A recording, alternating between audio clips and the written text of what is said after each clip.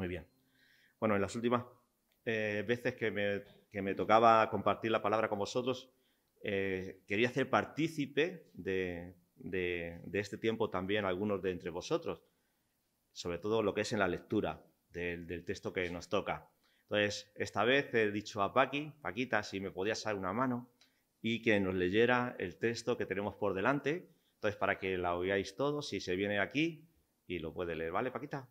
Muchas gracias. Filipenses, capítulo 4, del versículo 10 hasta el versículo 23. Es lo que vamos a compartir.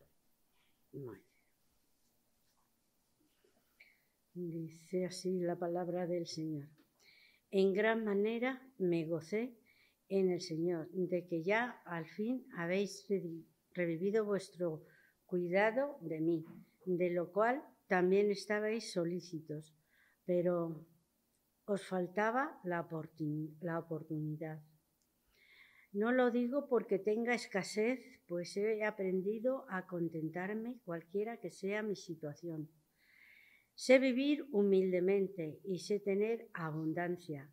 En todo y por todo estoy enseñado, así para estar saciado como para tener hambre, así para tener abundancia como para padecer necesidad. Todo lo puedo en Cristo que me fortalece. Sin embargo, bien hicisteis en participar conmigo en mi tribulación. Y sabéis también vosotros, oh filipenses, que al principio de la predicación del Evangelio, cuando partí de Macedonia, ninguna iglesia participó conmigo en razón de dar y recibir, sino vosotros solos. Pues aún en Tesalónica me enviasteis una y otra vez para mis necesidades. No es que busque dádivas, sino que busco fruto que abunde en vuestra cuenta. Pero todo lo he recibido y tengo abundancia. Estoy lleno, habiendo recibido de Epafrodito lo que enviasteis, olor fragante, sacrificio acepto, agradable a Dios. Mi Dios, pues, suplirá todo lo que os hace falta, conforme a sus riquezas, en gloria en Cristo Jesús. Al Dios y Padre nuestra sea la gloria por los siglos de los siglos. Y luego pone los saludos. Saludos a todos los santos, a todos en Cristo Jesús. Los hermanos que están conmigo os saludan. Y todos los santos os saludan, y especialmente los de la casa de César. La gracia de nuestro Señor Jesucristo sea con todos vosotros. Amén. Muchas gracias, Paqui.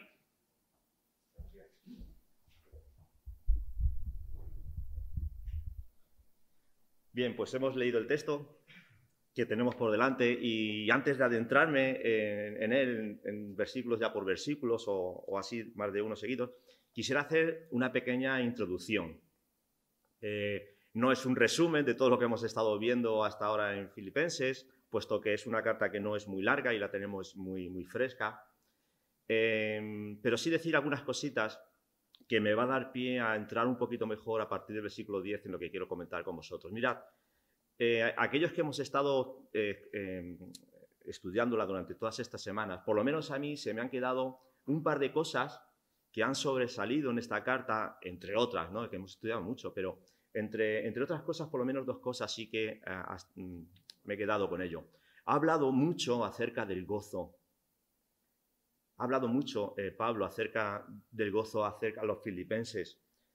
Por ejemplo, si en cada uno de los capítulos que hemos estado estudiando viene esto. Por ejemplo, en el versículo 4 del capítulo 1, allí dice Pablo siempre, en todas mis oraciones rogando con gozo. Era una actitud que Pablo quería que quedara impregnada en los hermanos allí, en los filipenses. Por ejemplo, en el capítulo 2, versículo 2, completad mi gozo. ¿Veis? Sobresale mucho esta actitud. En el capítulo 3, por lo demás, versículo 1, por lo demás, hermanos, gozaos en el Señor. Gozaos, me gozo, el gozo. La semana pasada vimos en el capítulo 4, versículo 1, así que hermanos míos, amados, deseados, gozo y corona mía, gozo y corona mía, ¿veis? Y bueno, y en el versículo 4 también del capítulo 4, regocijaos en el Señor siempre, otra vez digo, regocijaos. O sea que desde el principio, pasando por toda la epístola, y hoy mismo acabamos de leer en el versículo 10 también, que habla acerca del gozo. Es una palabra que sobresale sobre otras cosas. Entonces, esto es una de las cosas que me he quedado con ella. Otra de las cosas de la que me he quedado acerca de cuando hemos estado estudiando Filipenses es acerca de la unidad. Se conoce que había distintos problemillas allí en la iglesia, ya vimos con Evodia, con Sinti y otras cositas más que estudiamos, y Pablo está apelando a la unidad. Haya en vosotros no esas rencillas, haya en vosotros no ese cuchicheo, haya en vosotros el sentir. ¡Qué buen Cristo Jesús! Ruego a Evodia, a Sintique que sean, ¿qué? De un mismo sentir. Estas dos cosas son las que he ido apreciando, ¿verdad?, en estos capítulos que hemos ido estudiando. Luego también he apreciado que esta iglesia era súper especial para Pablo, muy amada, en exceso, en comparación a lo mejor pone con otras. Mirad, dice por ejemplo, capítulo 1 del versículo 4, ¿cómo se puede expresar tanto en tan poco? Así que, hermanos míos, amados, deseados, gozo y corona mía, la pone en lo más alto, en lo que más puede brillar, en lo que más puede resaltar. Estad firmes en el Señor, amados, sigue diciendo. En el capítulo 1 ya vimos también, en el versículo 8, dice, porque Dios me es testigo. Es como si pusiera a Dios de testigo de cómo amaba a los hermanos de los filipenses, a los hermanos allí en Filipo. Porque Dios me es testigo de cómo os amo a todos vosotros con entrañable amor en el Señor. O sea que vemos que estas cosas han salido aquí cuando hemos ido estudiando, ¿verdad? Este amor entrañable que había entre Pablo y los hermanos de allí en Filipos y había razones para ello. Se calcula que Filipos fue una de las primeras iglesias que se fundó en la zona de Macedonia, en lo que ahora conocemos como Europa. Estaba colonizada por los romanos. Se conoce, o seguramente había allí también una gran persecución a los creyentes, y Pablo fundó allí esta iglesia. Pablo estaba allí en Filipo y vio a unas mujeres que estaban al lado de un arroyo y estaban orando. Y Pablo seguramente se aproximó, estuvieron conversando y a raíz de ese encuentro se fundó la iglesia allí en Filipo. Luego marchó y durante 2 viajes, 2 veces más, fue a visitar a los hermanos allí en Filipo. Quiso ir una tercera vez más, su tercer viaje misionero, pero fue arrestado en Jerusalén. De Jerusalén le llevaron a Cesarea. En Cesarea quisieron entablar un complot contra él para acabar con su vida, contra Pablo, para matarle. Entonces él apeló al César y estaban obligados a proteger su vida. Y es por eso que mientras que iba a encontrarse con el César, estuvo encarcelado en Roma. Todo esto también hemos ido dando puntadas sobre estas cosas en estos capítulos que hemos estado viendo.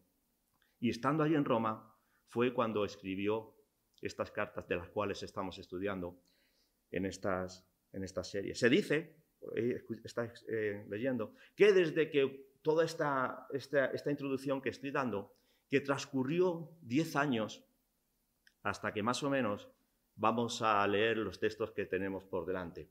¿Y por qué digo que he querido dar esta pequeña introducción? Porque me va a venir muy bien para ahora enlazar con lo que tengo por delante. Porque mirad, y ahora ya entro en los textos. ¿Por qué? Mirad, dice en el versículo 10, aquel que hemos empezado a leer, que ha leído Paquita. En gran manera me gocé en el Señor de que ya al fin habéis revivido vuestro cuidado en mí, de lo cual también estabais solícitos, pero os faltaba la oportunidad. Al fin. Pudiera parecer, si no hubiera hecho esa pequeña introducción, o yo si quisiera darle otro sentido, lo tendría perfectamente, muy fácil, el poder decir, mira, ves, los de Filipos, qué desconsiderados con Pablo eran. Pablo les ha tenido que regañar y decirle, ya está bien, por fin, ya era hora. Y ese no es el sentido. Ese no es el sentido, sino que desde que se conocieron hasta que les llegaba la ofrenda, había habido diferentes dificultades, adversidades, pero los hermanos de los filipenses sí que tenían el deseo y el agrado de querer ayudar a Pablo, pero no habían tenido la oportunidad porque se habían encontrado con diversas adversidades. Y dice, ahora sí, al fin. Ese es el enfoque, ese es el sentido. No de que habían estado despreocupados, sino que ellos sí que habían estado apartando para poder conseguir cómo hacerles llegar la ofrenda que estaban ellos apartando para Pablo. Y ahora sí, por fin habéis revivido el cuidado que queréis tener sobre mí, en lo cual también estabais solícitos, pero os faltaba, ¿verdad?, la oportunidad para hacerlo. La iglesia de Filipos, y ahora lo veremos un poquito más tarde, fue una de esas del entorno de Macedonia en las que tenía un claro compromiso con Pablo, o de las únicas que tenían un claro compromiso con Pablo y constante.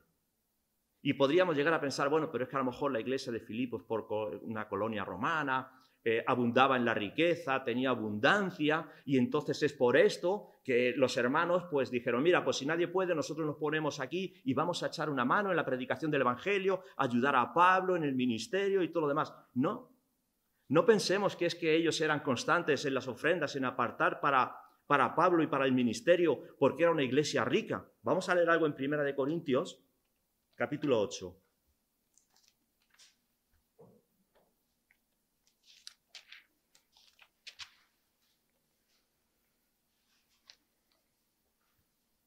Capítulo 8 y versículo 1 dice, asimismo, hermanos, os hacemos saber la gracia de Dios que se ha dado a las iglesias de Macedonia.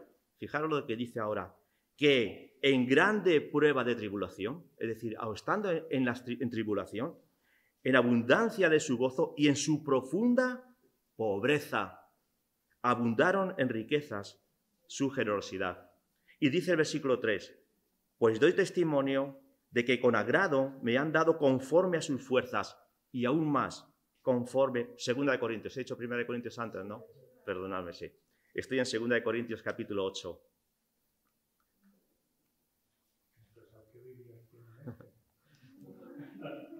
Ya os voy a ir un poco raro, no decir nada. Os digo cualquier cosa y... 2 Corintios 8, sí, dice, lo leo otra vez entre todos juntos. Dice, asimismo, hermanos, os hacemos saber la gracia de Dios que se ha dado a las iglesias de Macedonia. Y dice el 2, que en grande prueba de tribulación, de abundancia de gozo y su profunda pobreza, abundaron en riquezas, dice, de su generosidad. Es decir, que estaban en adversidades, estaban en tribulación y estaban no en pobreza, sino en profunda pobreza. Y aún así fueron constantes con Pablo en apartar para la ofrenda, para ayudarle en generosidad. Dice, pues doy testimonio, el versículo 3, que de su agrado han dado conforme a sus fuerzas, aún más allá de sus fuerzas. Y dice el versículo 5, y no como lo esperábamos, sino que asimismo se dieron primeramente al Señor y luego a nosotros por la voluntad de Dios. Fijaros, era una iglesia ejemplar. ¿Cómo no les iba a amar Pablo, verdad? Si en este sentido era una iglesia que la podían poner corona mía. Tenían pruebas, tenían dificultades, tenían adversidades, estaban siendo perseguidos, vivían no solamente en la pobreza, sino en la profunda pobreza y aún así con gozo y con alegría, constantemente estaban apartando y de la manera, como dice Pablo, como lo hacían, primeramente para el Señor y luego para nosotros. Era una iglesia ejemplar en ese sentido. Y en la manera en la que nosotros debemos ofrendar, ¿cómo lo hacemos también? ¿Con qué sentido? ¿Con qué actitud? Primeramente, ¿para quién? ¿Para la paga de quién? ¿De la Play? ¿Para Netflix? ¿La segunda? Y continuamos y ya si nos queda algo, venimos aquí y de una manera como de, bueno, esto es el Señor. No.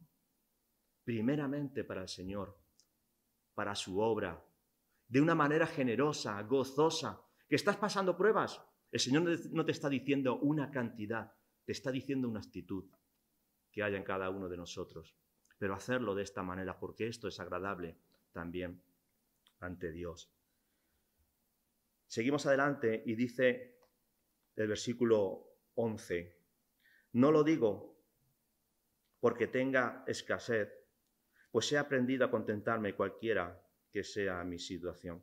Es decir, Pablo les está diciendo que menos mal que por fin ya he recibido algo de la ofrenda que estaba preparada, ya me ha llegado.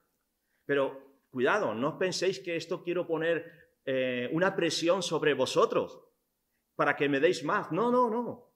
No lo digo porque tenga escasez. Es decir, que mira, que estoy tirando para adelante.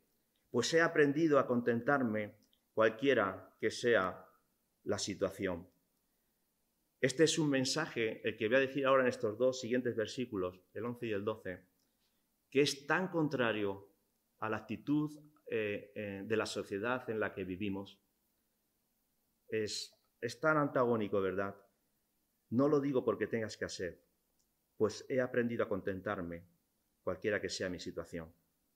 Sé vivir humildemente y sé tener abundancia. Así para estar saciado como para tener hambre. Así para tener abundancia como para padecer necesidad. Qué mensaje, ¿verdad?, en estos días. Yo no sé si en los días de entonces la actitud de la sociedad era tal cual la conocemos nosotros ahora en este tiempo, en la que uno solamente quiere más y más y más y más. Y si tu vecino tiene una cosa, tú quieres tener esa y si es posible, mejor. Y si la sociedad te pone que para ser feliz tienes que conseguir aquello, solamente te preocupa aquello y conseguirlo. Y si no, tu vida se queda insatisfecha y vacía y triste. Eso no es vivir, eso no es saber vivir. Eso es ser esclavo de esta sociedad y de lo que nos pone delante. Si no consigues aquello, insatisfecho. Si no tienes aquello, infeliz. Si no lo consigues, te crees que has defraudado, que no eres lo suficientemente válido en esta vida. Qué triste el vivir de esa manera. Y aquí Pablo nos está dando una lección. Una lección que dice que ha aprendido. He aprendido. Una lección que dice que le han enseñado. Estoy enseñado. ¿Quién? ¿De quién ha aprendido? ¿Quién le ha enseñado a vivir de esta manera? A contentarme cual sea la situación. Esto tiene que ver también con el gozo. Que sea cual sea la situación por la que estemos pasando, tenemos motivos suficientes para estar contentos, gozosos. Yo no me refiero que cuando estamos pasando una adversidad trágica en nuestra vida tengamos que salir a la calle con una sonrisa de oreja a oreja. No estoy diciendo eso. Y Pablo tampoco está diciendo eso. Pero las experiencias tristes, trágicas y amargas que pasamos en nuestra vida, comparadas con lo que recibimos del Señor, tengo motivos suficientes para decir, estoy contento, estoy gozoso en el Señor. Sé vivir humildemente y sé tener abundancia. En todo y por todo estoy enseñado, así para estar saciado como para tener hambre, así para tener abundancia como para tener necesidad. Esto es una lección de vida.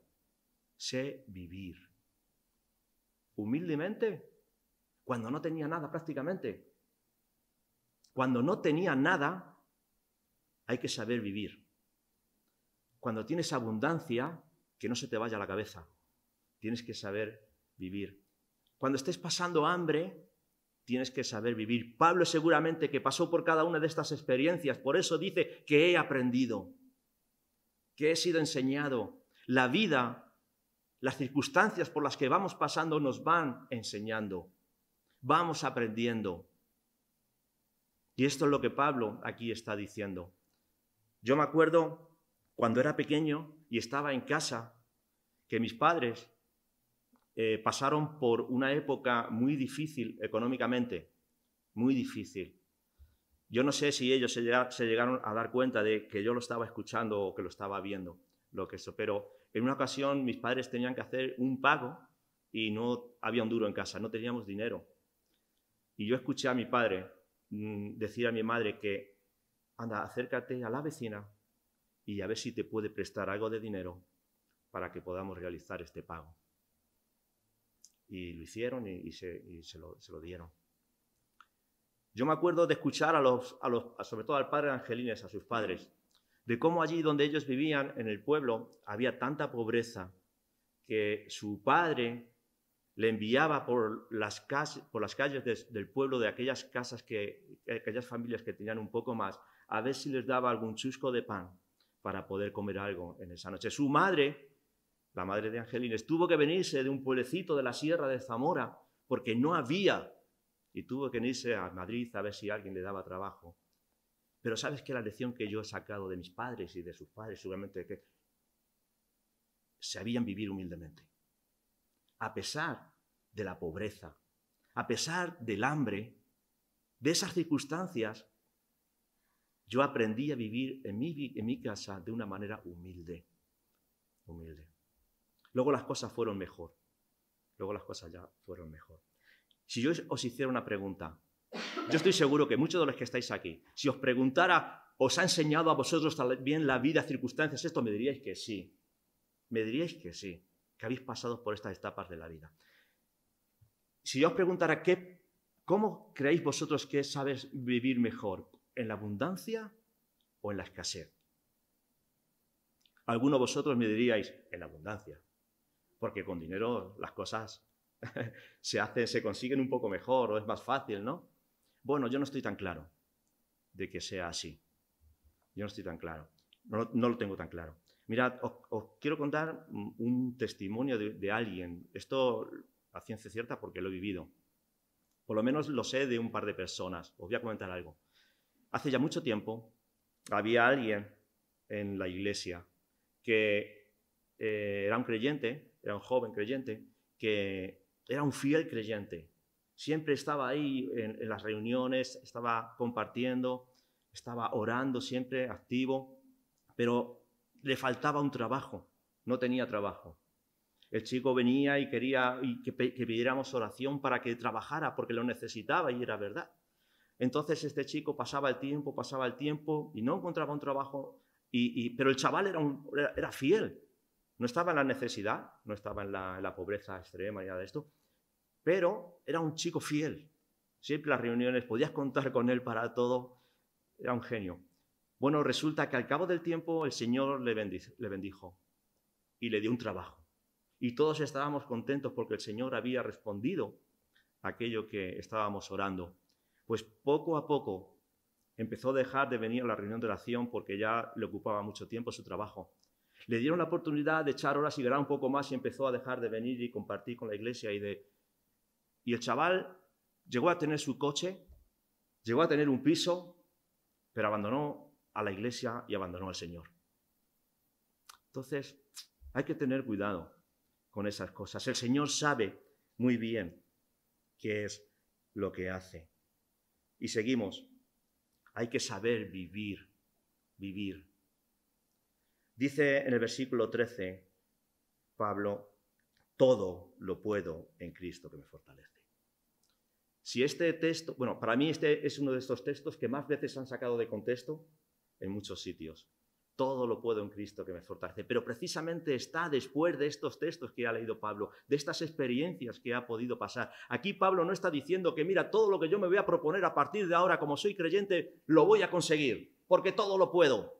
Si quiero ir allí y me lo propongo, lo consigo. Si quiero ir a otro lado, lo consigo, porque todo lo puedo ahora ya. No está diciendo eso. No está diciendo que si tienes un examen de matemáticas y no estudias, porque tú ya, como eres creyente y te has bautizado, todo lo puedo y voy a probar.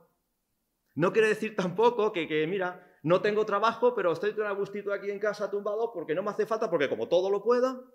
No es ese el sentido que Pablo está diciendo esto.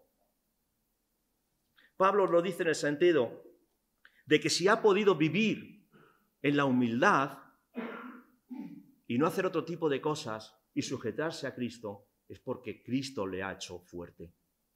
Es porque si ha tenido abundancia en su vida, en su corazón, y no se le ha ido la cabeza, y no ha abandonado al Señor Jesucristo, no es porque él ha tenido fuerza, autosuficiencia, no. es porque en Cristo todo lo puedo que me fortalece. Si he pasado hambre y me he sabido sujetar al Señor, es porque Cristo me fortalece.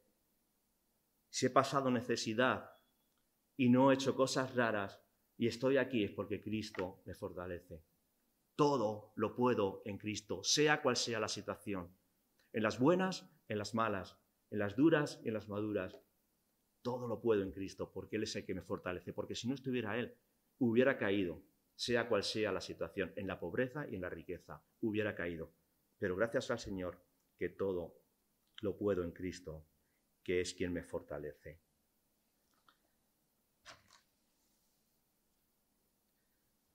Dice el versículo 14, que sin embargo, bien hicisteis en participar conmigo en mi tribulación.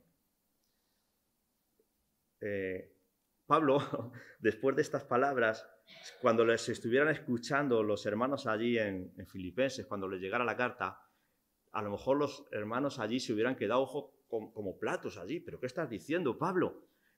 Nos hemos sacrificado en ofrendarte, estamos en la pobreza y encima apartamos para ti, para el ministerio, para la obra, y parece ser que como si no lo quisieras apreciar.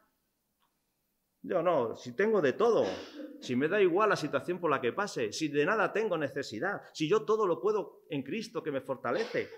No, no está diciendo que es que no agrada, dice más, sin embargo, habéis hecho bien en participar conmigo en la tribulación.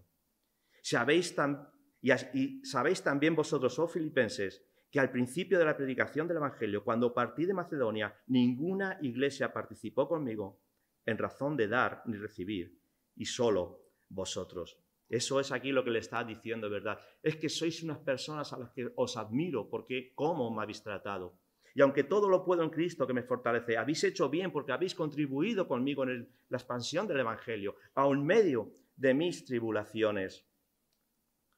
Eso es aquí lo que él nos está diciendo. Y para que, mira, dice en el versículo 16, pues aún los de Tesalónica me enviasteis una y otra vez para mis necesidades. Una y otra vez, una y otra vez. Ellos estuvieron constantemente, ¿verdad?, dándole a Pablo. Y como hemos dicho antes, de las iglesias de Macedonia, ellos solamente eran los únicos que se preocupaban por ellos. Tampoco Pablo está queriendo meter presión a los hermanos de allí para que les den más dinero y más dinero y más dinero. Quizás otro tipo de persona sí lo hubiera hecho. Pero dice en el versículo 17, yo no estoy buscando esto. Yo no estoy buscando el querer que me mandéis más y más y más. Dice, no es que busque dádivas. Yo no estoy buscando con estas palabras que sigáis ahí estrujándoos. No. Dice, sino que busco fruto que abunde en vuestra cuenta. Esto es lo que Pablo estaba intentando hacerles ver. Que aquello por lo que ellos se están esforzando en dar la ofrenda, en sacrificarse por el ministerio, esto es dice ahí, deseo fruto que abunde en vuestra cuenta. Esto es lo que estaba pasando con ellos. Es como, por ejemplo, cuando tenemos un árbol y empezamos a regarle, y empieza a crecer, y ya ves su primera flor, y hay un pequeño fruto, y empieza a madurar, y al final hay un buen fruto. Eso es lo que estaba pasando con la iglesia allí en los Filipenses. Una iglesia que había crecido, una iglesia pequeñita, pero que poco a poco iba creciendo, iba madurando e iba teniendo unos buenos frutos. Era una iglesia digna, ¿verdad?, de ser tenida en cuenta. Dice el versículo 18, pero todo lo que he recibido y tengo abundancia y estoy lleno, habiendo recibido de Epafrodito, ya le había llegado aquello que los hermanos habían preparado para él, lo que enviasteis, dice olor fragante, sacrificio acepto, agradable a Dios. Fijaros en qué nivel pone la ofrenda que los hermanos le estaban haciéndoles llegar a él. Hasta este punto. Olor fragante, sacrificio acepto y agradable a Dios. Pablo coge este vocabulario del Antiguo Testamento, del Antiguo Pacto, en cuanto a los sacrificios, con todo su significado, con lo que ello conllevaba, y ahora lo eleva a aquella actitud que están teniendo los filipenses acerca de cómo le están tratando a él. Hasta esa categoría lo pone. Lo que pasa que para ellos a lo mejor entendía un poquito mejor esto de los sacrificios, lo tenían como más cercano. Para nosotros ya no. Nosotros ya esto lo tenemos como muy alejado, como muy de tiempo atrás. Si sabemos algo es por estas cositas que escuchamos aquí en la Biblia, pero esto de los sacrificios realmente ya no tiene nada que ver con nosotros. No podemos captar la importancia de todo lo que Pablo está diciendo aquí a los hermanos porque esto quedó en el pasado, es del antiguo pacto. Los sacrificios ya no tienen nada que ver con nosotros. Dios no demanda de ti nada ya en cuanto a estas cosas. Que te lo crees. Perdonad esa expresión. Que te lo crees que no. Mirad, quiero acompañarme a Romanos. A ver si es verdad. Romanos, capítulo 12.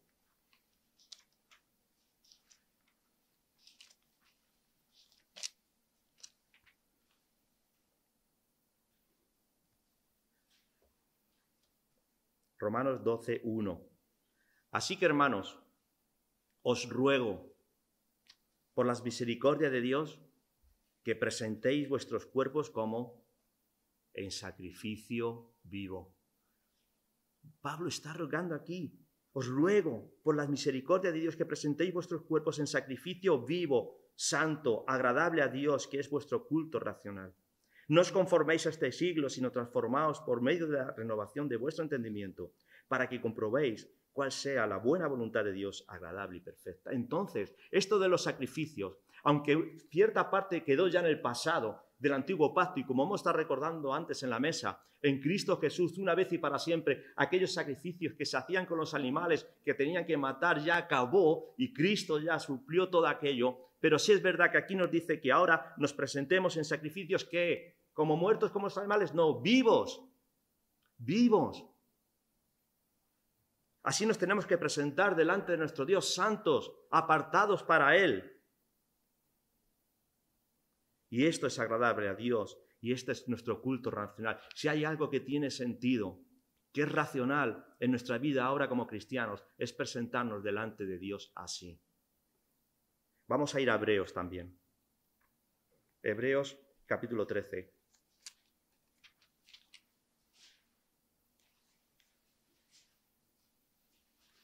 Capítulo 13 y versículo 15.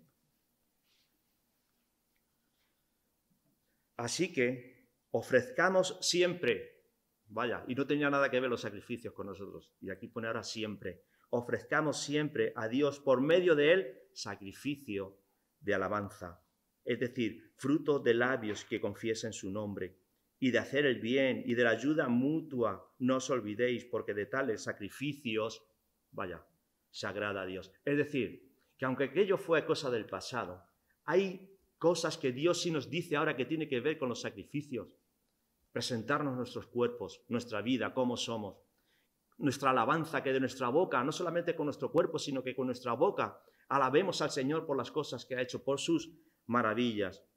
Hasta ese punto, ¿verdad?, es lo que demanda de nosotros. Y la ofrenda que hemos recogido en esta mañana, para Pablo, era tan excepcional que la llevaba hasta esa categoría. Por eso la hacemos en el tiempo de la mesa, porque tiene su importancia tan grande como aquí Pablo la quiere dar también. Dice el versículo 19, mi Dios pues suplirá todo lo que os falta conforme a las riquezas de su gloria en Cristo Jesús. Yo cuando leí esto así a primera vista, casi que digo, al final aquí hemos visto cómo los filipenses están ofrendando. Pablo está contento con ello y al final para llegar a decir Pablo, y puesto que habéis ofrendado mucho y habéis dado y os habéis sacrificado, Dios ahora te va a dar conforme a su riqueza. Parece un trueque. Me quedé casi desilusionado. O sea que aquí de lo que se trata, entonces, ¿qué es? De que si yo doy, estoy intentando hacer que ahora Dios me dé. No es eso. A Dios no se le puede tratar de esa manera. No se le puede sobornar de esa manera. No está diciendo eso ahí, Pablo. Tú sacrifícate en ofrendar, está bien en tu vida, en ofrecerte a Dios, y Dios va a hacer una cosa. Va a suplir, y Dios va a suplir todo lo que te hace falta. Eso es lo que pone ahí. No está diciendo que Dios te va a hacer rico.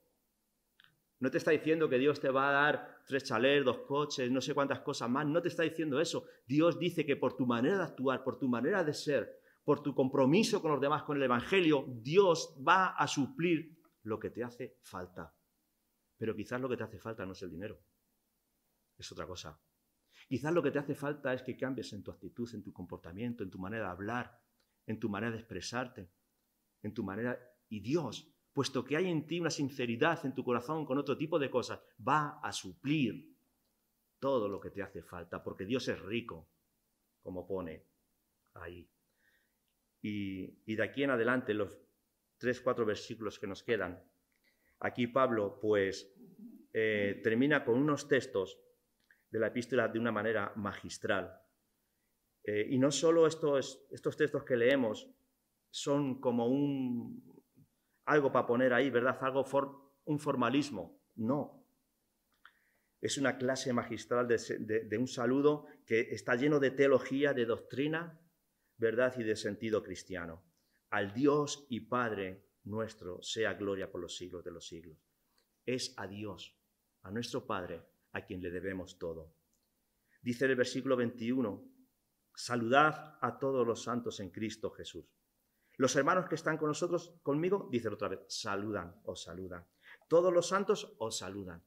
¿No os dais cuenta que solamente aquí unas cuantas frases 3 veces dice os saludan, os saludan, os saludan? ¿Por qué? Mirad, una de las cosas que hemos estado viendo aquí en los Filipenses es que había algún tipo de disensión entre ellos. Lo hemos estado viendo durante toda la epístola. No hagáis las cosas por contienda, por vanagloria, ser del mismo sentir. Entonces Pablo quiere terminar estos textos diciendo o aludiendo a la unidad. Os saludan todos los santos, todos los que sois creyentes, sin grupitos. No a unos sí, a otros no. Todos os saludan. Y no es este saludo formal. ¿Qué tal? Y un abrazo. No.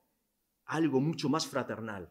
Mucho más de preocuparte. Un saludo en el que te preocupas por la otra persona, cómo está. No solamente la típica darte la mano y ya está. Mucho más que eso. Os saludan, os saludan, os saludan. Esto es como quiere acabar. Incluso también los de la casa del César, fíjate.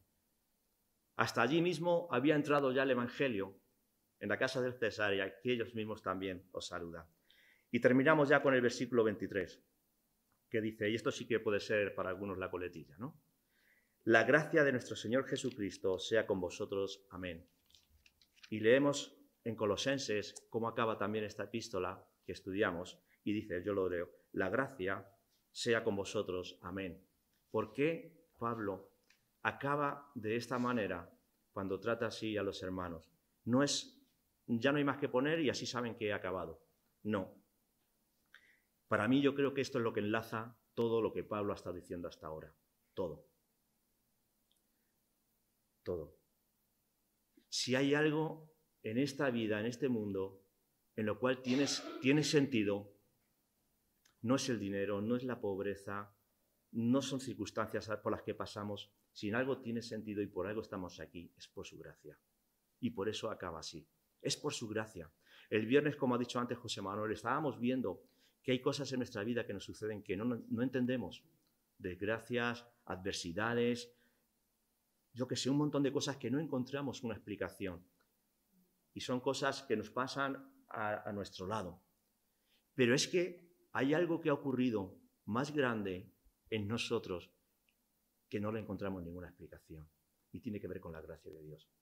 Porque cuando yo lo único que merecía es ser juzgado por mi desobediencia y por mi pecado, ir al infierno, porque no había ningún motivo en mí que diera misericordia por parte de Dios, resulta que la gracia de Dios, su misericordia, me abrazó y me rescató. ¿Y cómo das explicación a eso? No lo entiendes, ¿verdad? Porque cuando yo lo único que merecía era ser juzgado y castigado, Dios tuvo gracia y misericordia por mí. Es por eso como yo creo que así Pablo acaba estas epístolas, estas cartas a los hermanos. Porque todo tiene sentido alrededor de su gracia, alrededor de su misericordia. Y si no, nada vale. Pues vamos a orar. Señor y Padre, que estás en los cielos, nos impresiona, Señor, como hemos dicho antes de empezar, cuando acudimos a tu palabra y nos hablas de esta manera, Señor. Cómo tus principios, Señor, cuando actúan en nuestra vida son totalmente diferentes a los de este mundo, Señor. Ayúdanos a saber vivir. Vivir conforme, Señor, tú nos indicas en tu palabra. Que ella sea nuestra guía, Señor, en todas nuestras situaciones. Sabemos que hay situaciones por las que pasamos que no son agradables, pero ayúdanos, Señor, a estar con esa actitud de gozo, de contentamiento, no por las cosas que nos pasan, sino porque tú estás con nosotros. Eso es lo más grande que nos ha podido ocurrir, Señor. Y cualquier cosa comparado con eso no tiene, Señor, comparación. Es por eso, Señor, que queremos estar aquí delante de ti, Señor, y que tú nos guíes, nos ayudes, nos enseñes, Señor. Y gracias por tu gracia, porque sin ella nada de lo que nos ha ocurrido hubiera sido posible. Ayúdanos a nunca olvidar, Señor, este regalo, Señor, que tú nos has dado. En Cristo Jesús. Amén. Sí.